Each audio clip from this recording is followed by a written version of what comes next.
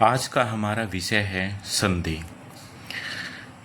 हिंदी व्याकरण में दो वर्णों के मेल से जो बदलाव या विकार उत्पन्न होता है उसे संधि कहते हैं।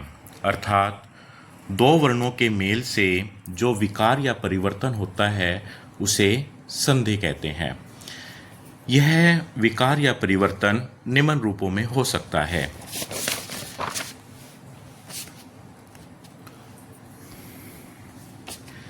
पहला, जब दोनों वर्ण मिलकर किसी अन्य वर्ण में परिवर्तित हो जाएं, जैसे वीर जमा उचित, वीरोचित। यहाँ ए और उ दोनों वर्ण मिलकर ओ वर्ण में बदल गए, अर्थात दोनों वर्ण किसी एक वर्ण में परिवर्तित हो गए। दूसरी अवस्था ये हो सकती है कि जब एक वर्ण बदल जाए और दूसरा वर्ण ज्यों का त्यों रहे, जैसे अति जमा आचार।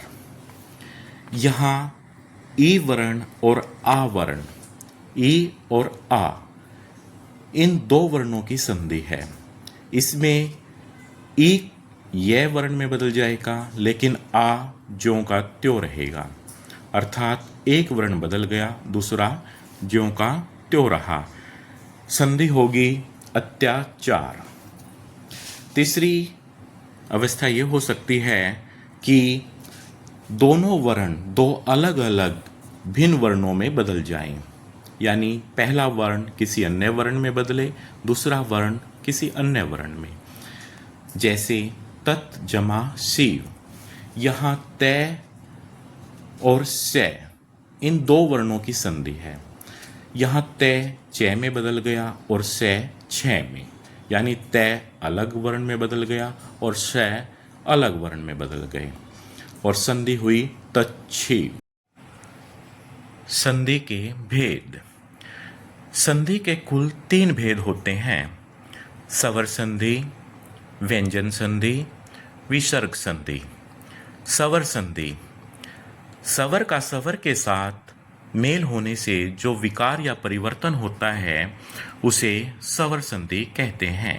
जैसे नर जमा इंदर, नरेंद्र। यहाँ जो संधि है वो ए एवं ई स्वर के मध्य है, और नियमानुसार ए वर्ण के सामने जब ई वर्ण आ जाए तो दोनों मिलकर ए वर्ण में बदल जाते हैं। पो जमा इत्तर, पवित्र। यहाँ जो संधि है वह ओ एवं ई स्वर के मध्य है।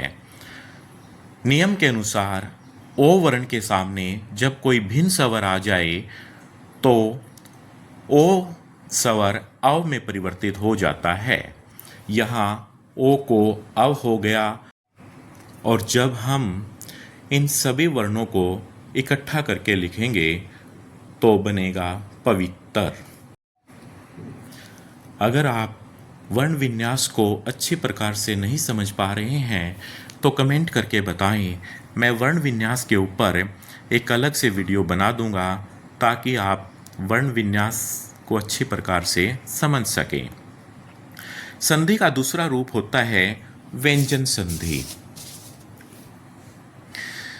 व्यंजन का स्वर या व्यंजन के साथ मेल होने से जो विकार या परिवर्तन होता है उसे व्यंजन संधि कहते हैं।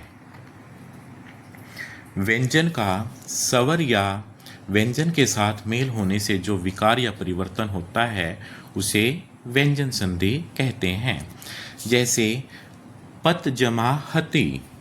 यहाँ तय एवं है दो व्यंजनों की संधि है, और नियम के अनुसार यदि तय वर्ण के सामने है वर्ण आ जाए तो तय को ध एवं है को ध हो जाता है, और संधि बनेगी पदति। पत जमा हति, पदति।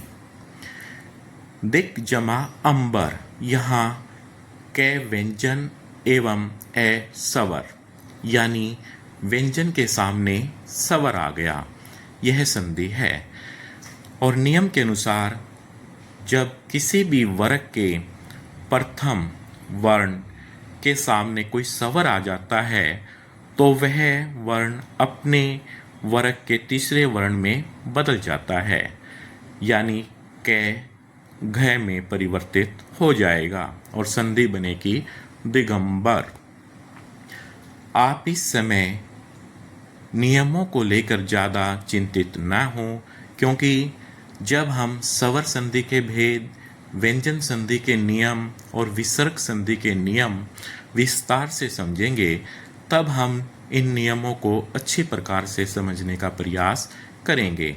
यहाँ केवल आप वर्ण विन्यास और संधि को समझने का प्रयास करें। संधि का तीसरा रूप है विसर्ग संधि।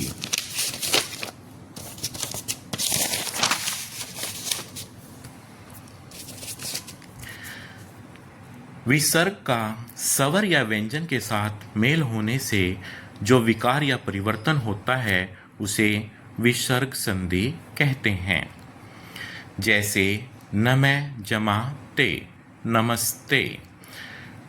विसर्ग के सामने यदि त या थ आ जाए तो विसर्ग को श हो जाता है। ये दंत से, क्योंकि त और थ दंत ध्वनियाँ हैं, तो विसर्ग भी दंत अर्थात इस वाले से में परिवर्तित हो जाता है और संधि बनेगी नमस्ते।